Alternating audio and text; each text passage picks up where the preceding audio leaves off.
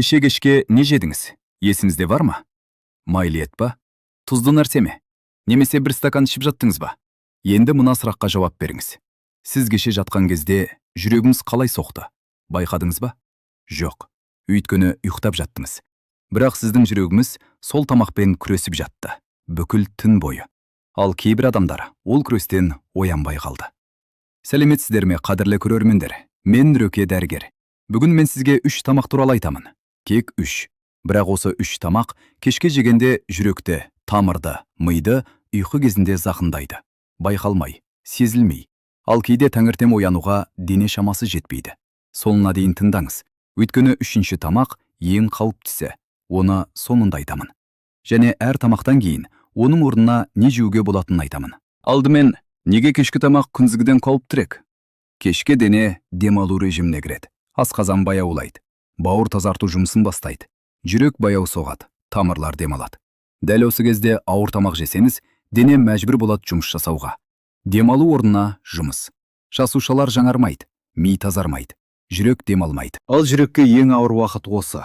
Өйткені ұйқы кезінде жүрек баяу соғуы керек. Ауыр тамақ жесеңіз, жүрек баяу соға алмайды. Тамақты өңдеу үшін жылдам, күшті соғуға мәжбүр болады. Бұл жүрекке артық жүктеме.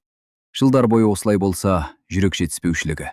Сонымен қатар ұйқы кезінде қан қысымы табиғи түрде төмендеуі керек. 10-20%-ға.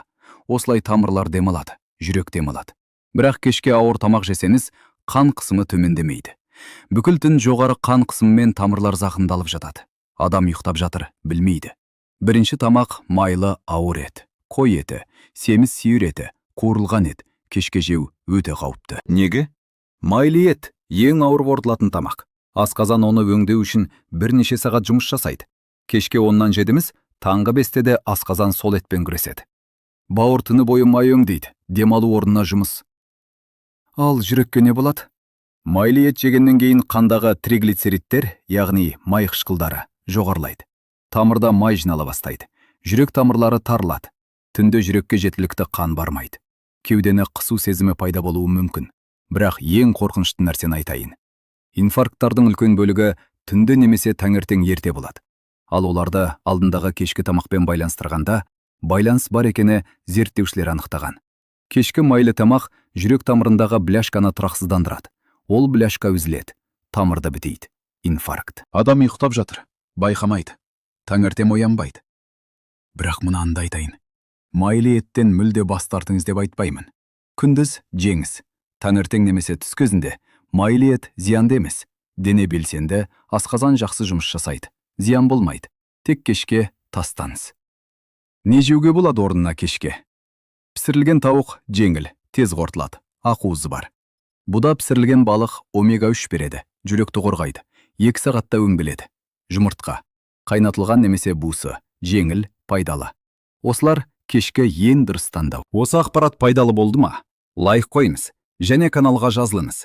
Осы сияқты маңызды ақпараттар жиі жарияланады. Екінші тамақ. Тұзды тамақтар. Колбаса, шұжық, тұздалған балық, консерве, чипс, дайын сорпа кубиктері. Кешке жеу жүректің ең үлкен жауы. Мен сізге бір нақты сан айтайын. Бір кесім колбасада күнделікті тұз нормасының 50%. Жарты норма. Бір кесімде.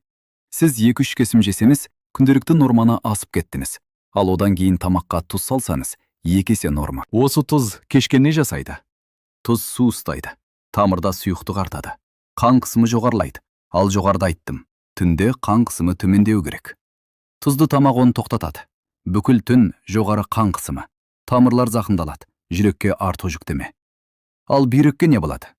Бүйрек сол тұзды шығаруға тырысады. Түні бойы жұмыс жасайды. Демалу орнына жұмыс.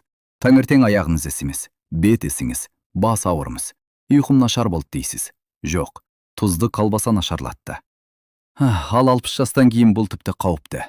Бүйрек жасқа қарай баяулайды. Тұзды шығару қиындайды. Тамырлар да жасқа қарай нашарлайды. Тұз оның үстіне тұз себеді. Сізге бір ереже айтайын. Кешкі 6-дан кейін тұзды тамақ жоқ, колбаса жоқ, консерві жоқ, чипс жоқ. Осы бір ереже. Қан қысымыңызды бір айда өзгертеді. Не жеуге болады орнына кешке? Тұзсыз немесе аз тұзды тамақтар.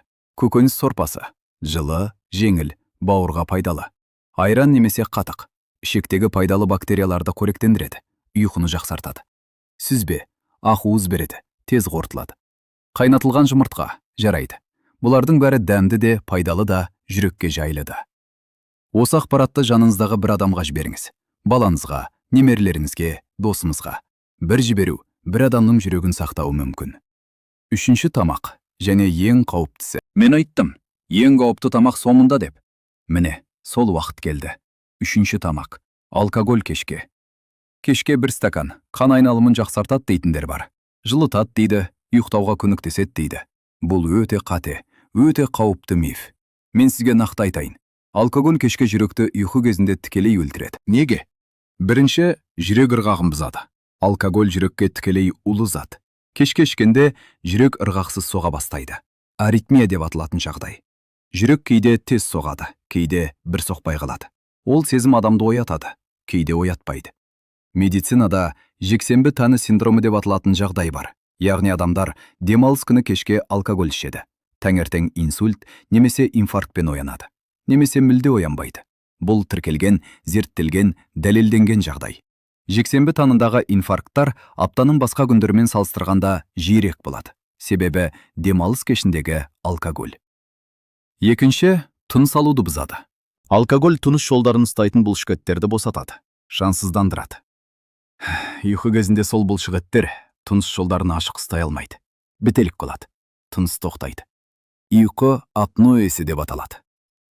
Алкоголь ішкеннен кейін ұйқы апноэсі екі есе жиілейді, яғни тыныс екі есе жиі тоқтайды. Тыныс тоқтаған сайын оттегі азаяды. Жүрек оттегі жеткізу үшін жиіреді, қан қысымы секіреді.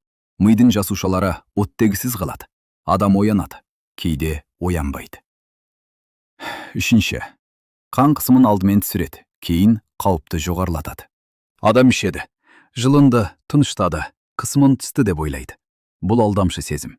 Бірнеше сағаттан кейін алкоголь өңгіледі, дене реакция береді. Қан қысымы кенеттен жоғарылайды, тамыр тарлады, дәл ұйқы кезінде. Осы кезде тамыр жарылуы мүмкін. Мидың ішіндегі жіңішке тамыр жарылса, геморрагиялық инсульт. Ең ауыр инсульт түрі. Адамдардың жартысы сол сәтте қайтыс болады. Ұйқыда. Төртінші, жүректі тікелей уландырады. Алкогольді кардиомиопатия деп аталатын ауру бар. Жүрек бұлшықетінің алкогольден баяу зақымдануы. Адам жылдар бойы кешке ішеді. Жүрек баяу нашарлайды. Байқалмайды. Бір күні жүрек тоқтайды. Ұйқыда. Бесінші, ұйқының сапасын толық жояды. Адамдар ойлайды. Алкоголь ішкеннен кейін тез ұйықтаймын, жақсы ұйықтаймын. Жоқ, бұл ең үлкен алдану. Алкоголь ішкеннен кейін адам тез өшіп қалады. Бірақ бұл ұйқы емес. Бұл есеңгіреу. Терең ұйқы, REM ұйқы деп аталатын, мүлде болмайды. Дене жаңармайды, ми тазармайды. Таңертең тұрасыз, өлгендей шаршаған. Ұйықтадым, бірақ шаршадым дейсіз. Себебі алкоголь. Алкоголь кешке ешқандай жағдайда жарамайды. Ешқандай мөлшерде. Бір стаканда, жарты стаканда. Бұл дәрігерлердің бір ауыздан айтатыны. Не ішуге болады орнына кешке? Жалбыз шайы, жүйкені тыныштатады, ұйқыны тереңдетеді. Балдырған шайы, бұлшықетті босатады, дем алуға көмектеседі. Жылы сүт бал қосып, триптофан бөлінеді. Мелатонин өндіріледі, ұйқы жақсарады. Итмұрын шайы, иммунитетті күшейтеді, жылытады. Осылардың бірі алкогольдің орнын толық алмастырады. Зиянсыз, пайдалы.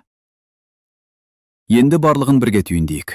Кешке жемеуге болатын 3 тамақ. Бірінші, майлы, ауыр ет. Асқазан түні бойы жұмыс жасайды. Қамырда май жинала береді. Инфаркт қаупі артады. Екінші, тұзды тамақтар. Колбаса, шұжық, консерве. Қан қысымы төмендемейді, тамырлар зақымдалады, бүйрек демалмайды. Үшінші, және ең қауіптісі – алкоголь. Жүрек ырғағын бұзады, тыныс тоқтатады, қан қысымын секіртеді, тамыр жарылуына апарады. Ұйқы кезінде. Ал кешке не жеуге болады? Пісілген тауық немесе балық, жұмыртқа, айран немесе қатыш, тұзсыз көкөніс сорпасы, сүзбе, жылы шай. Осылар жүректі қорғайды, дене демалады, жазылады. Таңертең жеңіл тұрасыз. Мен бүгін сізге осыны айтқым келді, шын жүректен. Кешкі тамақ ұсақ нәрсе емес. Кешкі тамақ ұйқы кезінде денеңіздің жұмысын анықтайды. Жақсы жесеңіз, дене демалады, жазылады, жасарады. Қате жесеңіз, жүрек қиналады, тамыр зақымдалады. Бүгін кешке бір өзгеріс жасаңыз. Майлы еттің орнына пісірілген балық, колбасаның орнына жұмыртқа, алкогольдің орнына жалбыз шайы. Бір өзгеріс, бір қадам. бір қадам сіздің жүрегіңізді сақтайды. Осы видеоға лайк қойыңыз, каналға жазылыңыз, және бүгін жанымыздағы бір адамға жіберіңіз. Сіздің бір жіберуіңіз бір адамның жүрегін сақтауы мүмкін. Денсаулық болсын, ұйқыңыз терең болсын, таңертең жеңіл тұрыңыз, ұзақ өмір сүріңіз.